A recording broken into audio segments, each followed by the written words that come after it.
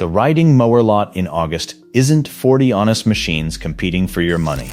It's a parking lot full of somebody else's mistake, and the meter is running on every single one of them. Some of those mowers have been sitting on that concrete since spring.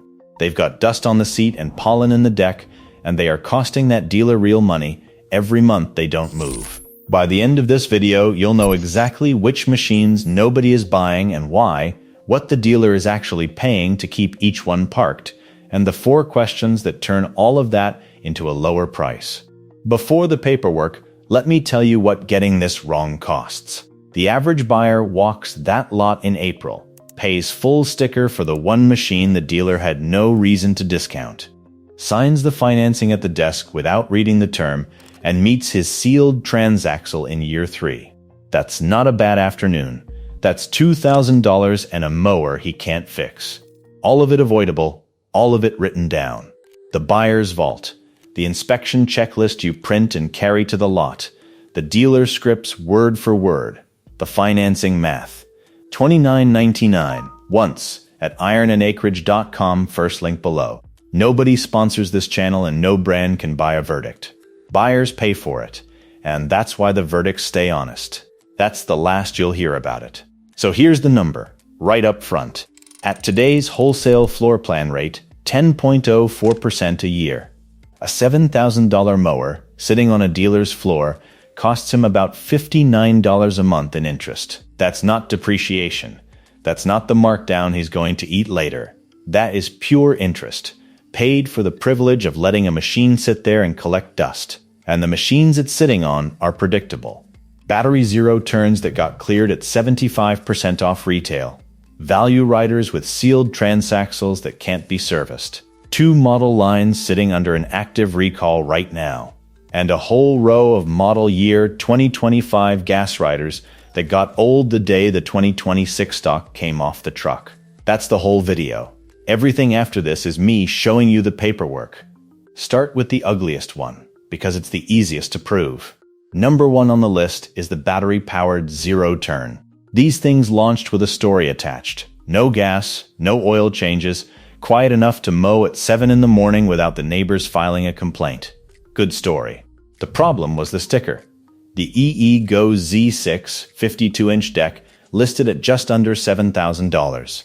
That's used car money for a lawnmower, and the American homeowner looked at that number and said no thank you. Here are the receipts. Deal tracking sites logged that same Z6 on in-store clearance at about $1,750. Against a $7,000 list, that's a 74% markdown. 74. And the folks who found them reported the units were still sealed in their metal shipping crates, stacked in back storage, never even uncrated for the sales floor. That is what rotting on the lot actually looks like. RYOBI's 80-volt line went the same direction. 30-inch rider marked down to $799 against a list just under $5,000. The 42-inch, the 54-inch, the lawn tractor, all of them cut, all of them in store only, all of them while supplies lasted. Now, price reality, and I'll be straight with you. Those are dated snapshots, regional, in-store only. Do not walk into your store waving your phone expecting $1,700. What that pricing tells you is not a number you can demand. It tells you the category is soft, and soft categories get negotiated. Why is it stuck? 3 reasons, and none of them is that the machine is bad. It's the sticker. It's the battery replacement question nobody can answer for you in 10 years. And it's platform orphan risk. You're betting that the company still makes your battery format when you need one. Honest counterweight, because I'm not here to tell you electric is a scam. Robotic mowers are selling just fine. Husqvarna's robotic line grew 16% in a single quarter last year, while their gas-wheeled products sagged. The market didn't reject batteries. It rejected paying $7,000 for one. Number 2. The value rider with the sealed transaxle. This is the $1,800 to $2,800 lawn tractor. Bottom shelf, big box store, looks like every other mower until you get under it. The transaxle, that's the sealed box that turns engine power into wheel speed. On a lot of these is a Tuff Torq K46, or a Deere spec version of the same unit, or an entry-level hydro gear. and the owner's manual will tell you flat out that it is sealed and non-serviceable. No fill plug, no serviceable filter, nothing you're meant to touch. The failure story is always the same. Machine runs great for a few hundred hours. Then it starts going soft on the hill in your side yard. Then it won't climb that hill at all. And now you're choosing between drilling and tapping a drain plug into a sealed housing yourself, or replacing the whole unit for a number that makes the mower not worth fixing. Now here's where I have to be fair, because this claim gets overcooked online. These are not defective units. Tuff Torq's own position is that the transaxle is built well enough for what it was designed to do, and that the failures come from owners working them past that. And they're right. A 1.5-acre flat yard, that transaxle will outlive the deck. A 3-acre spread with grade and a loaded cart behind it, you are going to kill it. This affects a lot of families you'd recognize. Deere's D100 series, Husqvarna's YTH line, a pile of Craftsman, the Cadet LT line. Price reality, these are the cheapest riders on the lot, and they still sit. Because the fellow with 2 acres and a hill has read the exact same forum threads you have. All right, let's do the math, because this is the part that actually saves you money. The rate I gave you is real and it's public. Wells Fargo Commercial Distribution Finance publishes a United States floor plan reference rate. 10.04% a year, effective December 1st, 2025. That's a wholesale lending rate. It's what a dealer pays a floor plan lender to stock inventory he hasn't sold yet. Run it on a $6,000 mower. That's about $50 a month. $7,000, about $59 a month. $8,000, about $67 a month. Call it $2 a day for a machine nobody's looking at. But it's worse than that, and here's the part most buyers don't know. Most of these units come with what's called free flooring, usually about 6 months at 0%, subsidized by the manufacturer. So the mower that landed in March cost him nothing to hold through the spring. Come September, that clock expires and the meter starts running. Then curtailment kicks in. Curtailment means the dealer has to start paying down the principal in chunks, commonly around 10% of the advance, triggered at the 30, 60, 90, and 120-day marks. This isn't dealer folklore. The OCC's own handbook on floor plan lending says the loan should be curtailed as the collateral depreciates. That's the federal regulator describing it. So do the arithmetic on one stuck machine. A $7,000 mower that misses its selling season and sits a full year past free flooring burns about $700 in interest. 10% of what he paid for it, gone, before he's marked the price down a dime. That is why he'll deal with you in September and won't in April. Number 3. The machine's under an active recall. On January 2nd, 2025, John Deere recalled about 39,000 ZTrak zero turns in the United States, plus another 2,600 in Canada.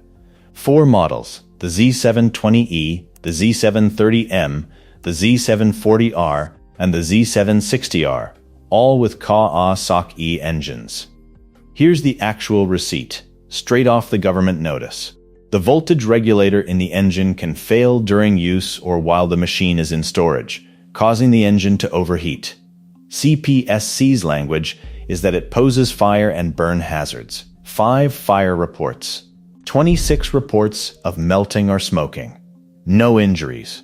Those units sold from October 2018 through September 2024, between $8,000 and $11,500. Second one is newer. November 20th, 2025, Spartan recalled about 650 units, model year 2025 SRT-XD and KGZ-XD. The steering arm dampers can be installed incorrectly, which gives you an unexpected bouncing motion and loss of operator control. Crash hazard. 15 reports of it happening. 1 minor injury. Those sold February through October of 2025, between $16,400 and $19,700.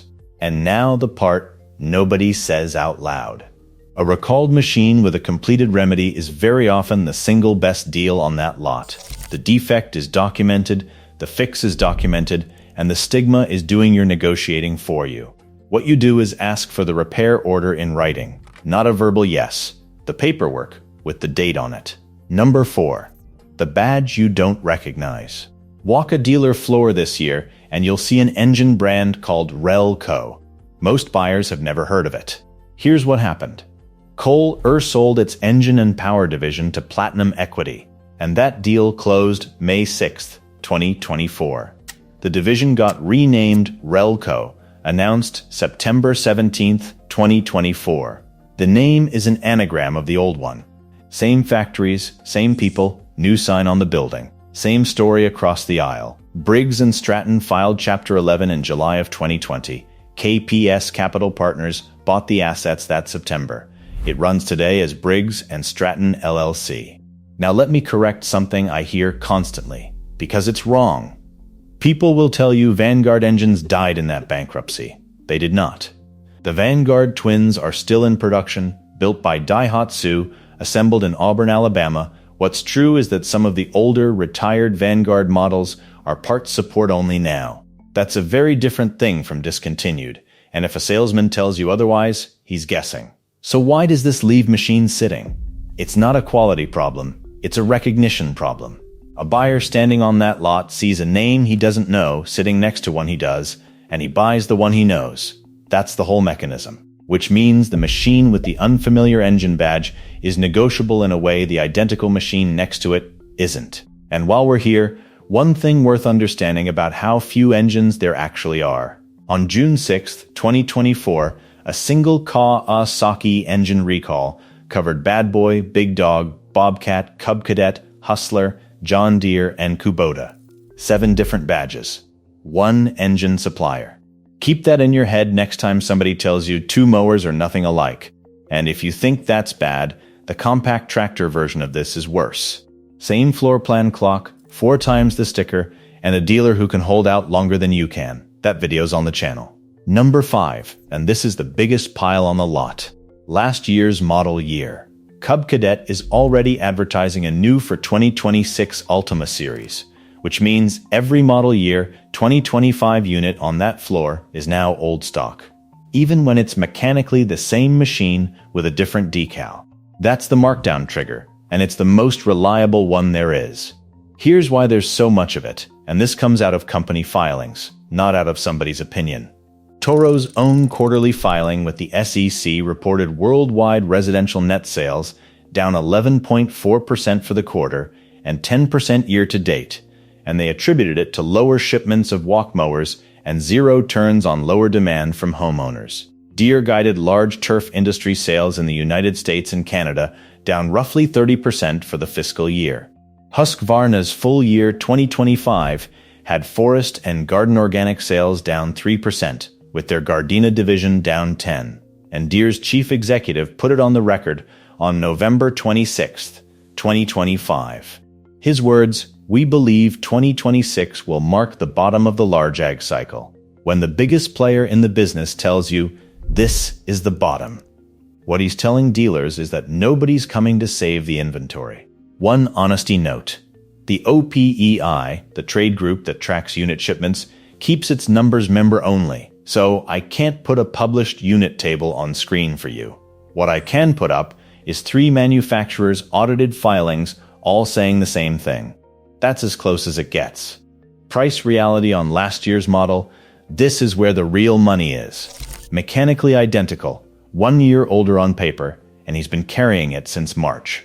All right, verdicts. Buy a model year 2025 gas rider from a dealer, aged, bought between now and October.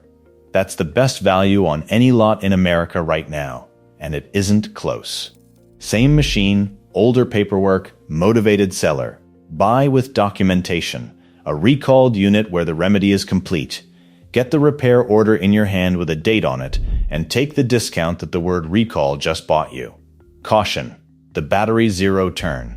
At $1,700 on clearance, that is a tremendous machine for a flat suburban acre. At $7,000, absolutely not. The price is the entire verdict. There is no middle. Walk away. The sealed transaxle value rider if you've got grade or more than about an acre and a half. And here's the honest counterweight. Because that machine is not junk. If you've got a flat half-acre and you mow it once a week without a cart behind you, that mower will serve you for years and it'll do it cheaper than anything else out there. It was built for that buyer. Just make sure that buyer is you. And where you have no leverage at all, the commercial zero turns. Toro's filings show the commercial side was selling while residential fell apart, and a dealer moving those units has no reason to negotiate with you. Same goes for anything still inside its free flooring window. If he's paying 0% to hold it, telling him he's bleeding money is going to get you a very patient smile.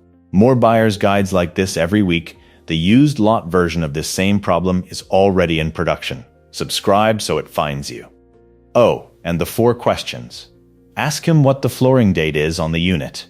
Ask him whether it's still in free flooring or he's already curtailing on it. Then find the build date yourself.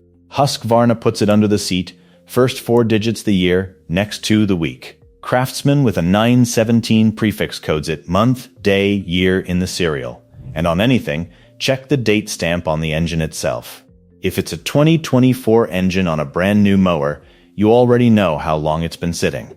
And so does he. If this saved you money, the one on compact tractors sitting on those same lots will save you more. It's on screen now. See you in that one.